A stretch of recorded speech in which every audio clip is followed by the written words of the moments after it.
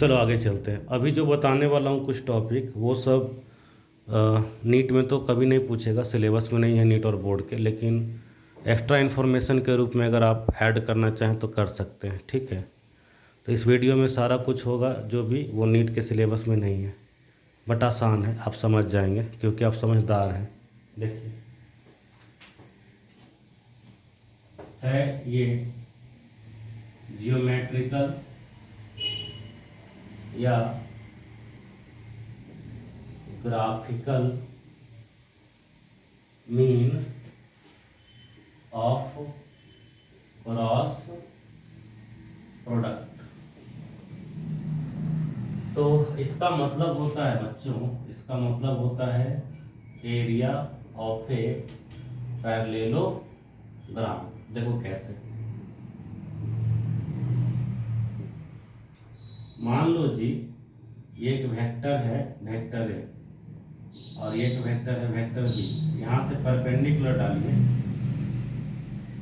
ये एंगल है थीटा, तो ये वाला लाइन आ जाएगा क्या, बी साइन थीटा। और क्या ये हाइट है, ये हाइट और ये देखिए बेस है, ठीक है ना।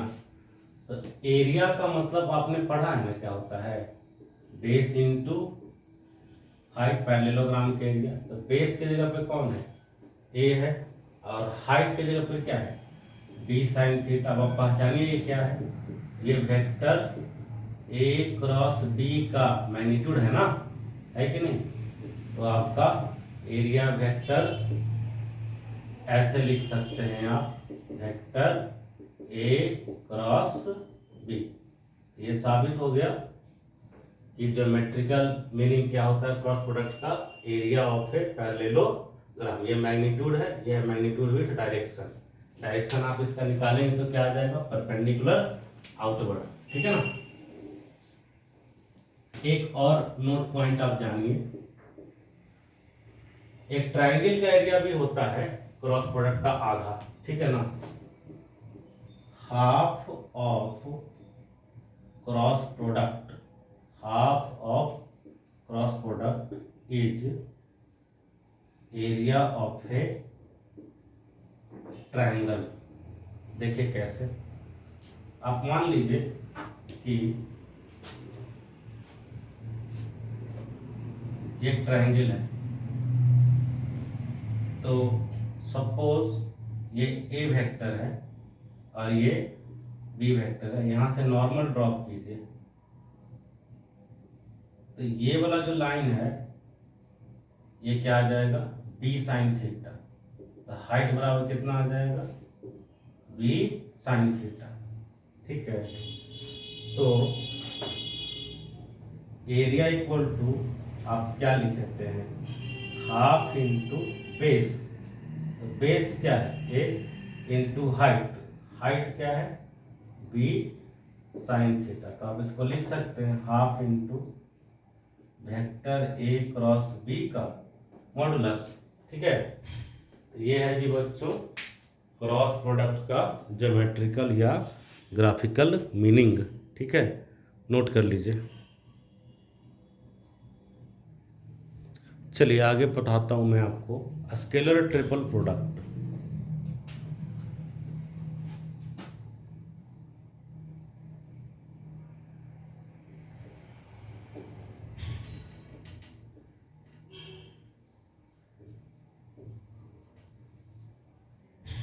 जैसे ए डॉट बी था, इसको क्या बोलते थे, स्केलर प्रोडक्ट, और डॉट सी लिख दिए, ठीक है ना। तो इसको स्केलर ट्रिपल प्रोडक्ट नहीं कहते, ठीक है ना, ये नहीं होता। स्केलर ट्रिपल प्रोडक्ट ये होता है जिसमें से दो के बीच में क्रॉस रहेगा और तीसरे के साथ क्या रहेगा, डॉट रहेगा। और ये क्योंकि स्केलर होता है इसमें डायरेक्शन नहीं होगा, ठीक है। इसका फॉर्मूला है डायरेक्ट, ए का कंपोनेंट आपको पता ही होगा, क्या क्या लिखते हैं आप लोग, ए वेक्टर का कंपोनेंट आप लिखते हैं ना ऐसे, ए एक्स आई कैप, ए वाई जे कैप, ए जेड के कैप। वेक्टर बी का लिखते हैं बी एक्स आई कैप, बी वाई जे कैप, बी जेड के कैप। वेक्टर सी का क्या लिखिएगा, सी एक्स आई कैप, सी वाई जे कैप और सी जेड के कैप, ठीक है ना। तो डिटर्मिनेंट में ए बी सी का कॉम्पोनेंट लिख लीजिए, A X A Y A Z, B X B Y B Z, C X C Y C Z. इसको ब्रेक करना आता है ना, अभी सिखाए थे, वैसे ही ब्रेक हो जाएगा ये भी, प्लस माइनस प्लस। अगर आप एक्स को देखें तो ये बचेगा, ठीक है ना, B Y C Y B Z C Z minus. अगर आप ए वाई को देखें ये हो जाएगा, इसको ढक देना है, बच गया B X C X B Z C Z. और इसको अगर देखें तो जो बच जाएगा वो क्या आ जाएगा, B X C X B Y C Y, ठीक है। इसके आगे ए एक्स में ये क्रॉस मल्टीप्लाई करेंगे आप, ये क्या आ जाएगा, B Y C Z minus C Y B Z.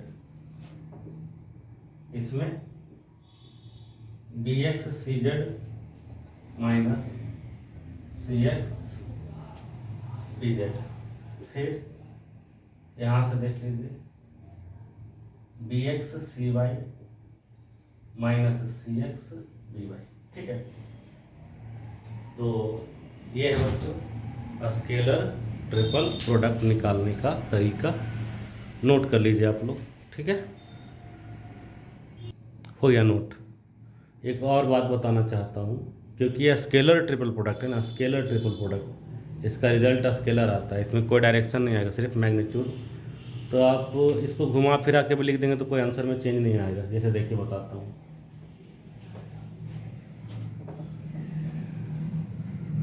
इसको आप ऐसे भी लिख सकते हैं,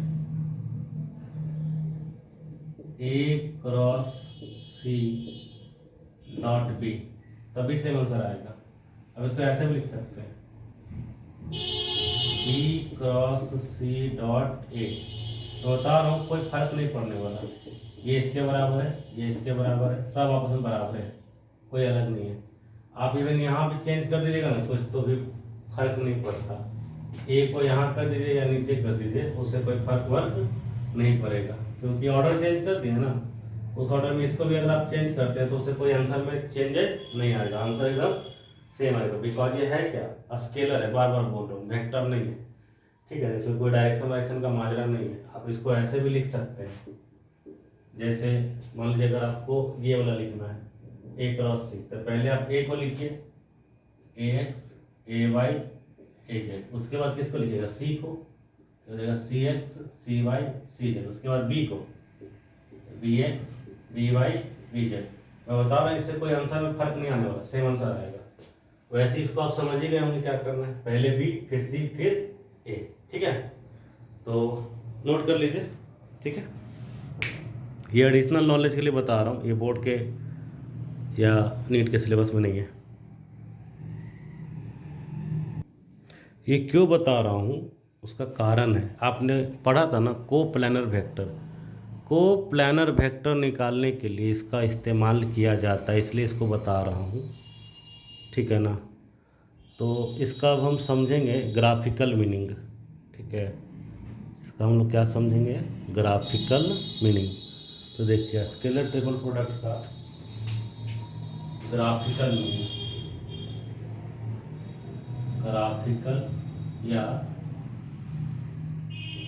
ज्योमेट्रिकल मीन, ये क्या होता है, ये बेसिकली होता है वॉल्यूम, किसका volume, volume of a parallelepiped. अब बोलो ये क्या है, देखो अभी बता रहा हूँ। मान लो तुम्हारे पास एक स्क्वायर है, तो स्क्वायर को अगर एक तरफ शिफ्ट कर दें तो वो क्यूब बन जाता है ना। एक क्यूबॉइड है, क्यूबॉइड को अगर एक तरफ शिफ्ट कर दें, क्यूबॉइड नहीं रेक्टेंगल, रेक्टेंगल को एक तरफ शिफ्ट करें तो क्यूबॉइड बन जाएगा। ठीक है, एक सर्कल है, सर्कल को घुमा दो तो वह स्फेयर बन जाएगा। ठीक है ना। तो उसी तरीके से एक पैरेललोग्राम को अगर एक डायरेक्शन में हम शिफ्ट कर देते हैं तो वो बन जाता है क्या, पैरेललोपाइड। ठीक है ना। जैसे यहाँ देखो,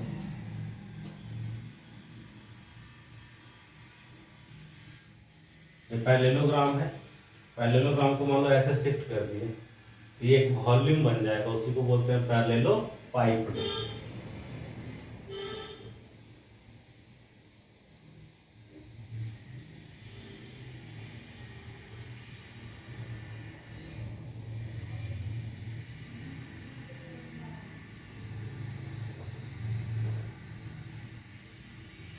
आप इमेजिन कर सकते हैं। ठीक है ना, क्यूबॉइड है उसको एक तरफ से झुका दिए हैं, यही क्या बन जाता है, पैरेललोपाइड। अब मान लीजिए ये एक वेक्टर है, वेक्टर है, ये एक वेक्टर है, वेक्टर बी, और ये एक वेक्टर क्या है, वेक्टर सी। ठीक है, इसी का वॉल्यूम होता है आपका स्केलर ट्रिपल प्रोडक्ट, मतलब वेक्टर ए क्रॉस बी और डॉट सी, इसका वॉल्यूम है। ठीक है। अब यहाँ से कोप्लेनर होने का शर्त आ जाएगा। मान लीजिए अगर ये तीनों एक ही प्लेन में हो तो इसका वॉल्यूम 0 आ जाएगा। ठीक है, तो condition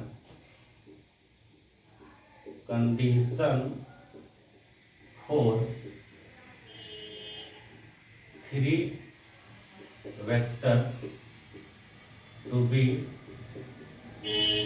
coplanar is that its volume of parallelopipe is 0। मतलब अगर ये तीनों वेक्टर से 0 वॉल्यूम आ जाए, 0 वॉल्यूम, इसका मतलब तीनों को तीनों एक ही प्लेन में आ जाएगा। तो ये कोप्लानर चेक करने का बेसिकली कंडीशन होता है, बस इसीलिए इस चीज को पढ़ा है और कोई कारण नहीं है। ठीक है ना। तो ये वॉल्यूम 0 अगर हो गया, वेक्टर ए क्रॉस बी और डॉट सी कितना आ जाए, 0, इसका मतलब होता है तीनों वेक्टर क्या है, coplanar, means vector A B and C क्या हो जाएगा, कोप्लानर। ठीक है, चलो नोट कर लो भाई, ये भी हो गया खत्म। अब एक लास्ट बताएंगे, लेमिस थ्योरम, वो भी सिलेबस में नहीं है बट बहुत सारा किताब में दिया रहता है इसलिए बता दे रहे हैं।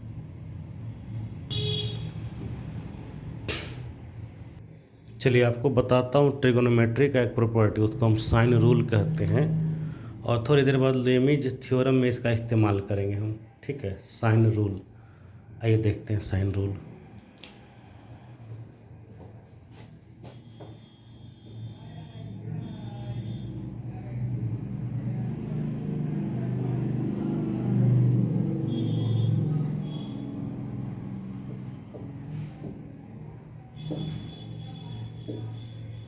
ये जानते होंगे आप लोग, ये एंगल है बी, ये एंगल है सी, ये एंगल है ए। आप चाहें तो इसका कुछ और नाम मान सकते हैं, मान लीजिए एंगल अल्फा है, एंगल बीटा है, और यह क्या एंगल गामा।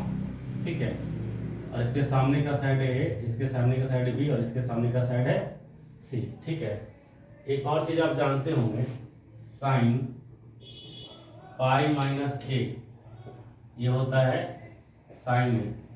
ऐसे ही साइन पाई माइनस बी क्या हो सकता है, साइन बी, और ऐसे ही साइन पाई माइनस सी क्या हो सकता है, साइन सी हो सकता है। ठीक है, ये आपको होगा जानकारी, नहीं है तो नोट कर लीजिए, याद रखिएगा। ठीक है, तो साइन रूल क्या कहता है कि साइन और उसके सामने का एंगल का साइन, उसका रेशियो कांस्टेंट होता है, मतलब a upon sine a is equal to b upon sine b is equal to c upon sine c. आप ए बी सी को अल्फा बीटा गामा भी लिख सकते हैं, उससे कोई फर्क नहीं पड़ता। इवन इसको आप उल्टा भी करके लिख सकते हैं, उससे फर्क नहीं पड़ता।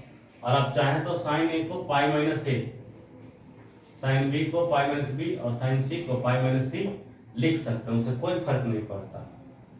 ये दोनों बातें एक ही है। इसको आप लिख सकते हैं पाई माइनस ए, इसको लिख सकते हैं साइन पाई माइनस बी, इसको लिख सकते हैं साइन पाई माइनस सी। ठीक है, ये दोनों बातें एक ही है, एकदम सेम टू सेम। आप चाहें तो एंगल को ऊपर भी लिख सकते हैं, उससे कोई फर्क नहीं पड़ता, बात एक ही है।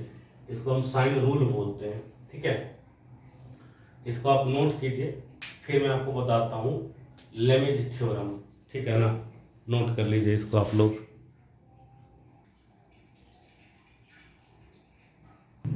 चलिए अब आपको बताते हैं हम लेमेज थ्योरम।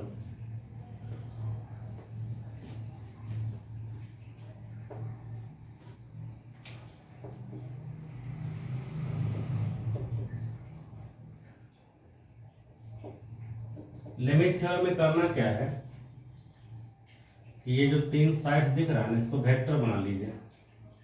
अब वेक्टर का क्या बन गया, क्लोज लूप। तो वेक्टर का अगर क्लोज लूप बन गया है तो आप जानते हैं कि इसका रिजल्टेंट क्या आ जाएगा, 0। ये तीनों फोर्सेज है, ये तीनों क्या है, फोर्सेज है। आप चाहें तो इसको आप F1 कह सकते हैं, इसको आप F2 कह सकते हैं, और इसको आप क्या कह लीजिए, F3 वेक्टर कह लीजिए। ठीक है, कोई दिक्कत? तो यही वाला यहाँ पे रिजल्ट आ जाएगा। आप ये देखिए F1 देख रहे हैं, F1 के सामने कौन है, A है या अल्फा है। आप इसको लिख सकते हैं F1 बाई साइन A या साइन अल्फा। B दिख रहा है F2, इसके सामने कौन है, B। इसको आप लिख सकते हैं F2 इज इक्वल टू नहीं मतलब F1 by sine alpha is equal to F2 upon sine beta. आपको F3 दिख रहा है C, इसके सामने कौन है, गामा। इसको आप लिख सकते हैं F3 अपॉन साइन गामा, या इसी को ऐसे भी लिख सकते हैं आप F1 upon sine pi minus alpha, एक ही बात है। F2 upon sine pi minus beta, एक ही बात है। और F3 upon sine pi minus gamma, एक ही बात है। ए को अल्फा, बी को बीटा, सी को गामा लिखे हैं, ए को F1, बी को F2 और सी को F3 लिखे हैं, एक ही बात है। ठीक है ना। इसी डायग्राम को एक दूसरा तरीका से भी दिखाया जा सकता है। देखिए ये मान लीजिए क्या है, आपका वेक्टर F1 है, ये मान लीजिए क्या है, आपका वेक्टर F2 है, और ये क्या मान लीजिए वेक्टर आपका F3 है। ठीक है, F1 के सामने एंगल क्या है, अल्फा। F2 के सामने मान लीजिए एंगल क्या है, बीटा। F3 के सामने एंगल क्या है, गामा। एक्चुअली में क्या हुआ है, इसको ध्यान से जरा गौर से समझिएगा। ये आपका F1 है ना, और ये आपका F2 है। F1 F2 के बीच में अंदर क्या एंगल बन रहा है, गामा। बाहर बनेगा, देखिए पाई माइनस गामा बनेगा। ठीक है,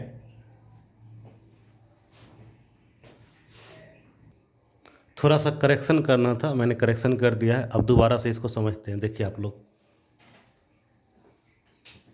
ये F1 है, ये F2 है। F1 F2 के बीच में क्या एंगल दिख रहा है आपको, गामा। मैंने बताया था दो वेक्टर के बीच में अगर आपको एंगल जानना है तो वेक्टर को टेल से टेल मिलाते हैं। तो इसको आगे समझिए कि हम बढ़ा दिए हैं। तो F1 और F2 के बीच में एक्चुअल एंगल जो है, क्या वो आपको दिख रहा है, पाई माइनस गामा होगा। अब आप यहाँ देखिए F1 और F2 के बीच में एंगल है आपका पाई माइनस गामा। जब इसको हम क्या मिलाते हैं, टेल से टेल। यहाँ पर टेल से टेल नहीं मिल रहा है, इसमें एक का हेड और दूसरे का टेल मिल रहा है। ठीक है, वैसे ही समझिए बच्चों, यहाँ पे ये आपका F2 का डायरेक्शन है और ये आपका F3 का डायरेक्शन है। ये एंगल कितना हो जाएगा, ये आ जाएगा पाई माइनस अल्फा। ठीक है, आप यहाँ देखिए F2 और ये देखिए F3, दोनों के बीच में एंगल क्या है, पाई माइनस अल्फा। उसी तरीके से बच्चों आप इसको प्रोड्यूस कर दीजिए आगे की तरफ। ये है F3, आगे की तरफ F3 है, और ये F1। तो ये एंगल कितना आ जाएगा जी, ये आ जाएगा पाई माइनस बीटा। ये हो गया F3 और F1 के बीच का एंगल। जब आप टेल से टेल मिलाते हैं, देखिए F3 और F1 के बीच का एंगल है पाई माइनस बीटा। तो इसी को लिखना है F1 upon sine pi minus alpha, F2 upon sine pi minus beta और F3 upon sine pi minus gamma. यहाँ से भी वही बात है, F1 upon sine alpha, F2 upon sine beta और F3 अपॉन साइन गामा। तो इसी को हम लोग क्या बोलते हैं कि लेमिज थ्योरम। ठीक है, नोट कर लीजिए आप लोग। मैं आपके लिए लेमिज थ्योरम प्रूव कर दे रहा हूँ जस्ट फॉर एक्स्ट्रा नॉलेज मान लीजिए आप लोग, ठीक है ना। देखिए vector a plus B is equal to क्या आ जाएगा, वेक्टर माइनस सी। ठीक है, आप एक काम कीजिए, दोनों साइड मल्टीप्लाई कर लीजिए, कुछ भी a b या c कुछ मल्टीप्लाई कर लीजिए। देखिए तो वेक्टर a प्लस बी है, इधर क्या है माइनस सी, आप कुछ मल्टीप्लाई कीजिए। मान लीजिए आपको वेक्टर ए मल्टीप्लाई कर ले रहे हैं, यहाँ भी कर दीजिए, ठीक है ना। Vector A cross minus vector सी, ठीक है ना। आप लिखिएगा ऐसे, वेक्टर ए क्रॉस ए और plus vector A cross B बराबर minus vector A cross C. देखिए ये जीरो हो जाएगा, बताया था ना, कोई वेक्टर अपने आप से जीरो एंगल बनाता है, ठीक है ना।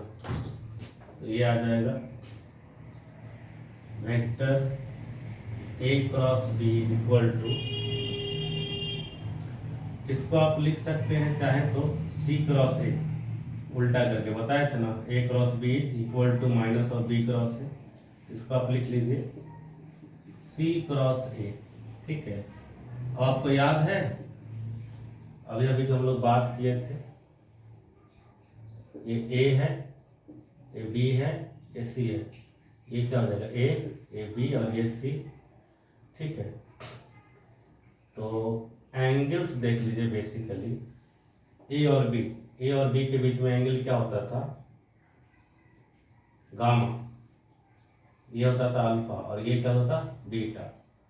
तो ए और बी के बीच में आप क्या लिख सकते हैं, a into b into sine gamma, और सी और ए के बीच में क्या हो जाएगा, सी इंटू ए इंटू साइन बीटा। देखिए कुछ कट रहा है, ए से कट रहा है, ठीक है। अब यहाँ पे रेशियो आप देख सकते हैं,